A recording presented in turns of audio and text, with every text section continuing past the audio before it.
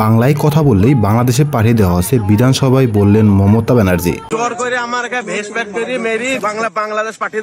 শুধু বাংলায় কথা বলার অপরাধে ভারতীয় নাগরিকদের বাংলাদেশে ঠেলে দেওয়ার ঘটনায় কেন্দ্র ও মহারাষ্ট্রের বিজেপি সরকারের তীব্র সমালোচনা করেছেন পশ্চিমবঙ্গের মুখ্যমন্ত্রী মমতা বন্দ্যোপাধ্যায়। তার এই বক্তব্যের জন্য বিধানসভা এক নিমেষে নিশ্চুপ হয়ে যায়। বিধানসভায় দেওয়া বক্তব্যের জন্য ভারতীয় ক্ষমতাসীন বিজেপিকে দায়ী করেন তিনি।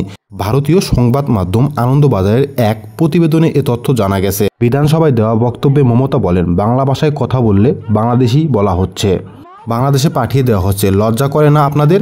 আধার কার্ড, প্যান কার্ড এবং অন্য পরিচয়পত্র থাকার পরও শুধু বাংলা ভাষায় কথা বলার কারণে মহারাষ্ট্রে বিজেপি সরকার এই কাজ করছে। আমি তাদের ধিক্কার জানাই। সম্প্রতি ভারত থেকে সীমান্ত পুশিন উল্লেখযোগ্য হারে বৃদ্ধি পেয়েছে। বিজিবির হিসাবে গত 7 মে থেকে 3 জুন পর্যন্ত পুশিন করানো হয়েছে 1244 জনকে। দুদেশের সীমান্ত বাহিনীর বৈঠক এবং কূটনৈতিক তৎপরতার পরও তা বন্ধ হয়নি। অন্তর্বর্তী সরকারের স্বরাষ্ট্র উপদেষ্টা জাহাঙ্গীর আলম চৌধুরী জানিয়েছেন, সীমান্ত পুশিন না করে বাংলাদেশি নাগরিকদের কূটনৈতিকভাবে ফেরত পাঠাতে ভারতীয় হাইকমিশনারকে জানানো হয়েছে।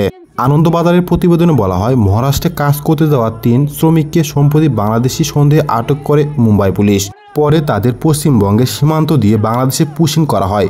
বিষয়টি পশ্চিমবঙ্গের শ্রমিক উন্নয়ন পর্ষদের নজরে এলে রাজ্য প্রশাসনের সহযোগিতায় ফ্ল্যাগ মিটিংয়ের মাধ্যমে তাদের ভারতে ফেরত পাঠানো হয়। পশ্চিমবঙ্গ শ্রমিক উন্নয়ন পর্ষদের চেয়ারম্যান শামিরুল ইসলাম সামাজিক যোগাযোগ মাধ্যমে জানিয়েছেন, এই 3 জনই পশ্চিমবঙ্গের বাসিন্দা। এদের 2 জন মুর্শিদাবাদের আর একজনের বাড়ি পূর্ব বর্ধমানে। এই খবরের পরিপ্রেক্ষিতে ভারতীয় মিডিয়া নিউজ বাংলা কি বলছেন দেখে নিন এক নজরে। বাংলা শ্রমিকদের জোর করে বাংলাদেশে ভারতের আধার কার্ড, ভোটার কার্ড থাকা সত্ত্বেও মুর্শিদাবাদের শ্রমিকদের জোর করে বাংলাদেশে পাঠিয়েছে বিএসএফ। চাঞ্চল্যকর দাবি শ্রমিকদের পরিবারের। কোচবিহারের সীমান্তের ওপারে নদীর চর থেকে শ্রমিকদের সেই ভিডিও ভাইরাল, আর তাদের ঘরে ফেরাতে প্রশাসনের দ্বারস্থ পরিবার। আপনার বাড়ি কোথায়?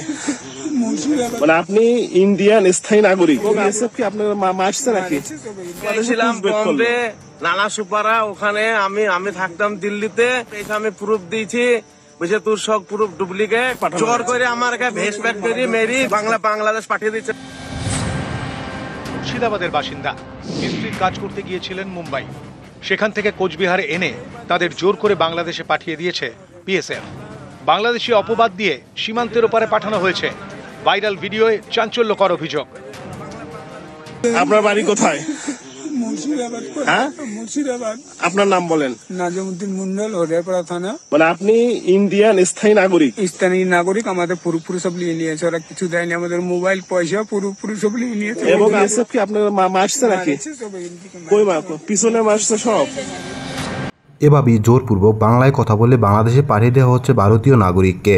এমনই দাবি করছে আনন্দবাজার পত্রিকা এবং ভারতীয় সংবাদ মিডিয়া নিউজ বাংলা এবং আরও অনেক সংবাদ মাধ্যম।